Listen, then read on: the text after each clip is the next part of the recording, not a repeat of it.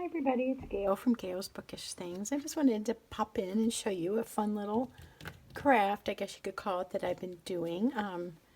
My friend at South Shore Paper inspired me to do this. For a while I've been wanting to make stickers.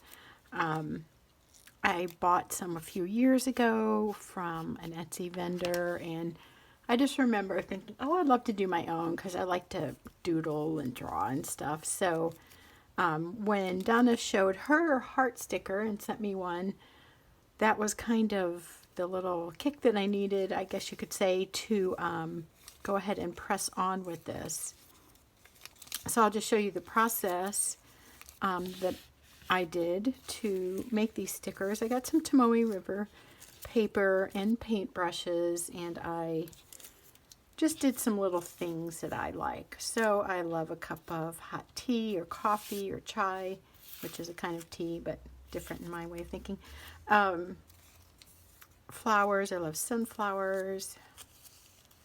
And I like to kind of do these feathers. So anyway, all these are done with, well, I want to say they were done with fountain pen inks, but they, I think, are actually a mix of fountain pen inks and some a little watercolor set that I have that has tropical colors. So these were done on several different sheets of paper, and that's why I cut them out, because I didn't have just any one sheet of paper that had enough things worth reproducing.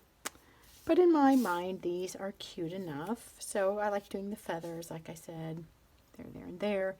Hearts have always been a thing I just kind of like to doodle around with because they're super easy to do. This heart, after it dried, I took a white pen, like a gel pen type thing, and added a little bit of texture to each segment of the heart. So there you go. These are kind of fun, I think. I liked how those turned out. You can see that the original colors and the printed colors are slightly different. I mean, the original I like a little better. That green there has changed to a brown here, so I need to figure out what in the process altered that. So these are maybe a little more muted tones. They're not bad, but I think I like the vibrancy of these colors more, of course, because they are the real thing.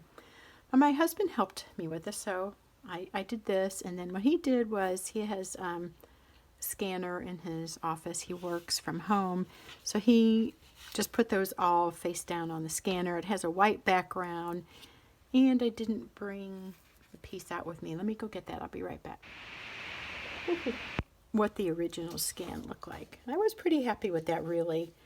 But like I said, some of the colors are just a little slightly more muted. Again, you can see on the heart the difference in this green and that is probably the biggest. And then maybe the strawberry, a little less pink, but that probably looks more like a real strawberry. And the apple, the tone of that's a little bit different, but that's okay. Anyway, so this is what the scan looked like, and then he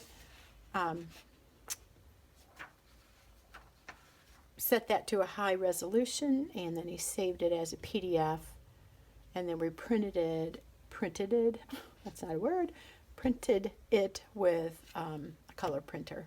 We have a wireless one in our home, so I used that. And so I did two different kinds of paper, sticker paper. These are the stickers on the printer sticker paper that has, it's like white. Well, okay, back up. These are all that is a sticker. This is the original art with a little bit better color. I wonder if I went to like an office supply store or like a Kinko's or FedEx type store, and if they could print that and have a little more accurate color. But it's kind of nice to be able to do it at home. It makes it a simple project.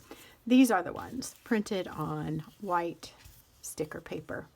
So on a white background, let me see if I have a piece of scratch paper here. You know, it's gonna look fine. That little bit of white edging won't be a big deal. I tried to cut these fairly close, but I didn't want to turn it into a huge project. Like, for example, that flower would take all day. Not really, but too long. Too much patience for me.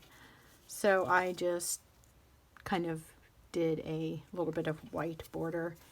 And they'll be fine on white paper if you have something like this and you do it on a cream or off-white. Sometimes what I've done is just take one of my inks, like a stamp pad ink, and I've just kind of stamped around the white edges of a piece of ephemera or a sticker to make it blend in with the paper background so it looks like it's more part of the page. I have like a vintage, I think it's called Vintage Photo. That's a Tim Holtz ink pad. And I have another one that I want to say is called Iced Tea, something like that. Sort of almost like a brownish or tan, kind of like that.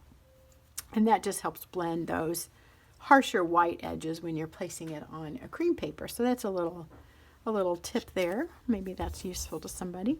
Again, there's the white one, white paper one. And then this one, I started cutting these out. They were there somewhere. I don't know.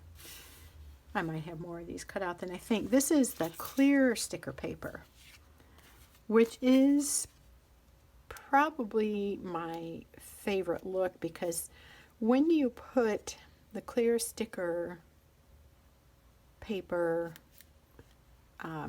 stickers on a page, if you haven't done this, it's kind of an obvious thing, but I'll just say it in case you're not familiar with it.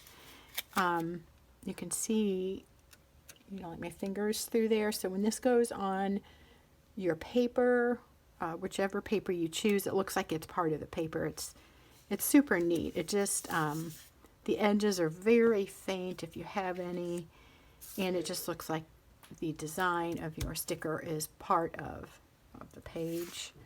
So these are the clear ones. I think they're pretty much, oh no, that's not the same one. I'm trying to compare the white paper one to the clear. So there's just, a little bit of difference. This one looks a little darker again. But overall, I mean, I'm not complaining. I'm really happy with these. I think they're cute. I have to laugh at my artistic ability a little bit because that's supposed to be a foreshortened circle, which gives it depth, but it's a little too deep, and it looks to me like that T should just be falling out sideways. So anyway, I don't mind. It's fun. I think this one's my favorite. And I like how the feathers and the flowers turned out pretty well. So there's an idea for you if you like to play around with watercolor or inks, or you just have fun dabbling and stuff like that. Maybe you'd like to try making some stickers. And hope you're all having a great day. And we'll see you next time. Bye.